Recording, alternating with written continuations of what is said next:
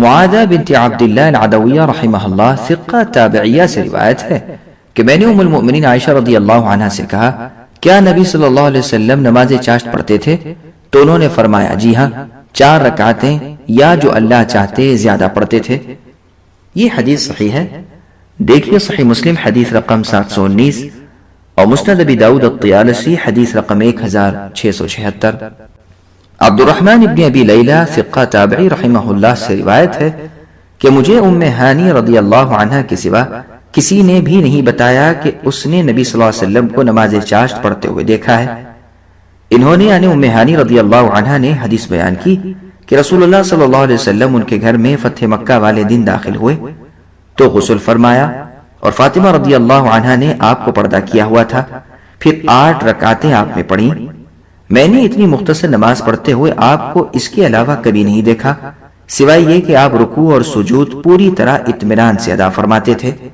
یہ حدیث صحیح ہے، دیکھیے سنن ترمذی حدیث رقم 474 اور صحیح بخاری حدیث رقم 1176۔ سامعین، اس حدیث سے ثابت ہونے والے چند مسائل سماعت کریں۔ پہلا مسئلہ، نماز چاشت مستحب و مباح ہے اور اس کا پڑھنا باعث اجر و ثواب ہے۔ دوسرا مسئلہ، نماز چاشت کی تعداد رکعات 2 سے لے کر 8 تک ہے۔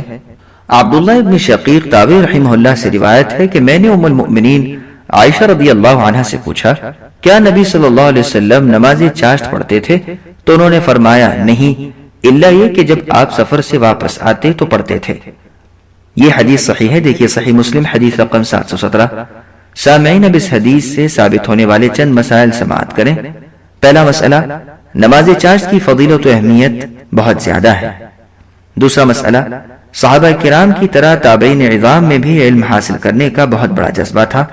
اللہ ان تمام سے راضی ہو اور ان پر رحمتوں کی بارش نازل فرمائے۔ عبداللہ ابن سعیب المخزومی رضی اللہ عنہ سے روایت ہے کہ نبی صلی اللہ علیہ وسلم زوال آفتاب کے بعد ظہر سے پہلے 4 رکعتیں پڑھتے تھے اور فرماتے اس وقت آسمان کے دروازے کھل جاتے ہیں، لہٰذا میں پسند کرتا ہوں کہ اس وقت میرا اچھا عمل بلند ہو۔ یہ حدیث صحیح ہے، دیکھیے سنن ترمذی حدیث رقم 478 اور شرح السنن البغوی حدیث رقم 890، نیز سنن نسائی الکبریٰ حدیث رقم 331۔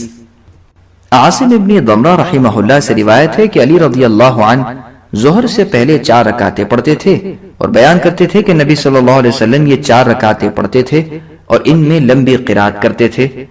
یہ روایت صحیح ہے، دیکھیے سنن ترمذی حدیث رقم 424 اور سنن ابن ماجہ حدیث رقم 1161۔